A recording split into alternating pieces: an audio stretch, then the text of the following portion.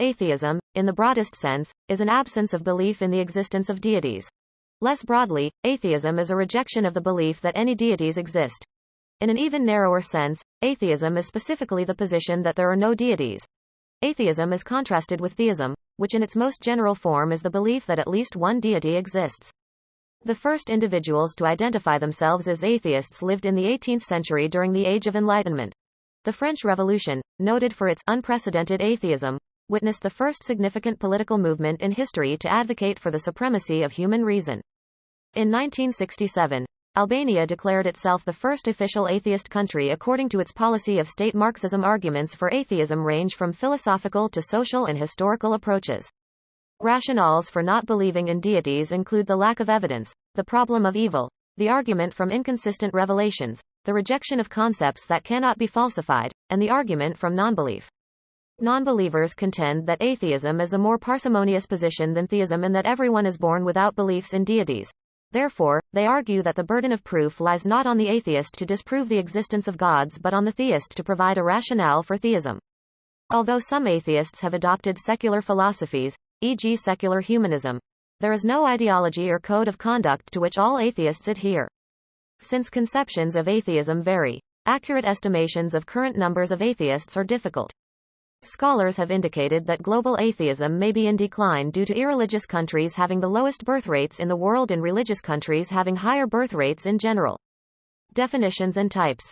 Writers disagree on how best to define and classify atheism, contesting what supernatural entities are considered gods, whether atheism is a philosophical position in its own right or merely the absence of one, and whether it requires a conscious, explicit rejection. However, the norm is to define atheism in terms of an explicit stance against theism. Atheism has been regarded as compatible with agnosticism, but has also been contrasted with it. Some of the ambiguity and controversy involved in defining atheism arises from difficulty in reaching a consensus for the definitions of words like deity and God. The variety of wildly different conceptions of God and deities lead to differing ideas regarding atheism's applicability. The ancient Romans accused Christians of being atheists for not worshipping the pagan deities. Gradually, this view fell into disfavor as theism came to be understood as encompassing belief in any divinity. With respect to the range of phenomena being rejected, atheism may counter anything from the existence of a deity, to the existence of any spiritual, supernatural, or transcendental concepts, such as those of Buddhism, Hinduism, Jainism, and Taoism. Implicit versus explicit definitions of atheism also vary in the degree of consideration a person must put to the idea of gods to be considered an atheist. Atheism is commonly defined as the simple absence of belief that any deities exist. This broad definition would include newborns and other people who have not been exposed to theistic ideas. As far back as 1772, Baron d'Holbach said that all children are born atheists. They have no idea of God. Similarly, George H. Smith suggested that the man who is unacquainted with theism is an atheist because he does not believe in a God. This category would also include the child with the conceptual capacity to grasp the issues involved, but who is still unaware of those issues.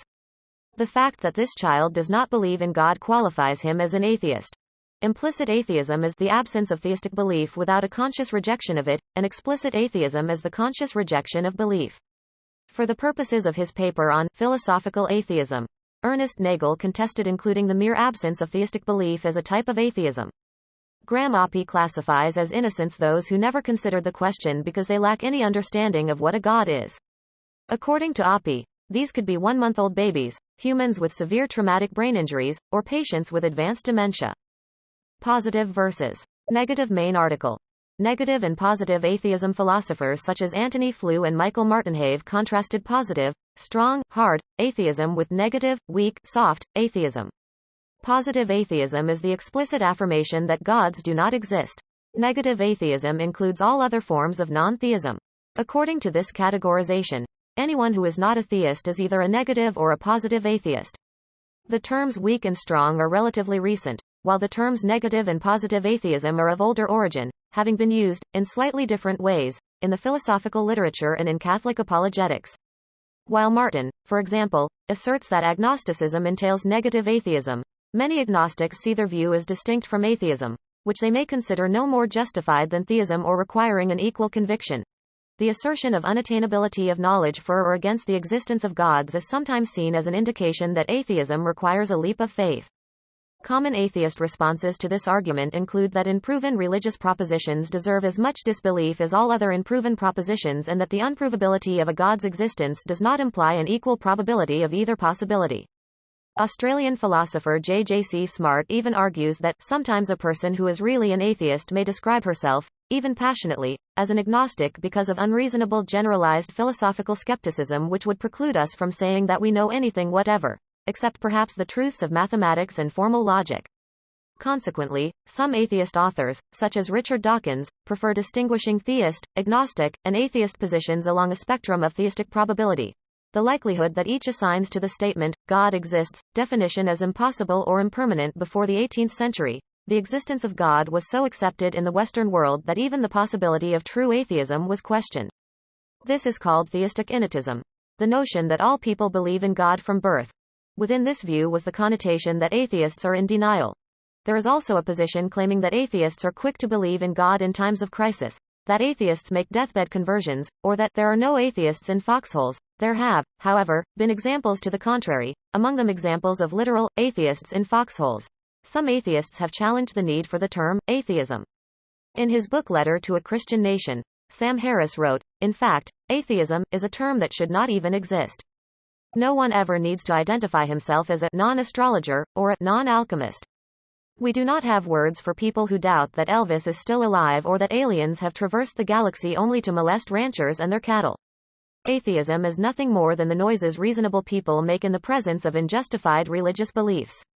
Etymology: the Greek word atheoi, as it appears in the Epistle to the Ephesians chapter 2 verse 12 on the early 3rd century papyrus 46.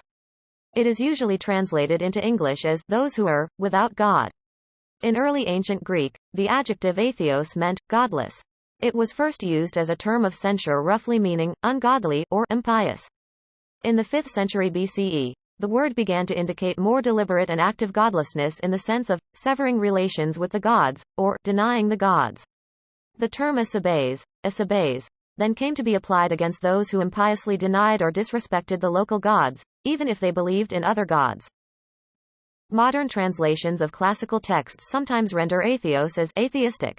As an abstract noun, there was also atheotes, atheism. Cicero transliterated the Greek word into the Latin atheos.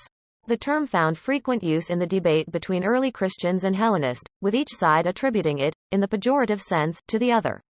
The term atheist, from the French athée, in the sense of one who denies the existence of God or gods, 61, predates atheism in English, being first found as early as 1566. 62 The term atheism was derived from the French athéisme, and appears in English about 1587. An earlier work, from about 1534, used the term atheism. Related words emerged later. Deist in 1621, theist in 1662, deism in 1675, and theism in 1678. Deism and theism changed meanings slightly around 1700 due to the influence of atheism. Deism was originally used as a synonym for today's theism but came to denote a separate philosophical doctrine. Karen Armstrong writes that, during the 16th and 17th centuries, the word atheist was still reserved exclusively for polemic. The term atheist was an insult. Nobody would have dreamed of calling himself an atheist. Atheism was first used to describe a self-avowed belief in late 18th century Europe, specifically denoting disbelief in the monotheistic Abrahamic God. In the 20th century, globalization contributed to the expansion of the term to refer to disbelief in all deities, though it remains common in Western society to describe atheism as disbelief in God.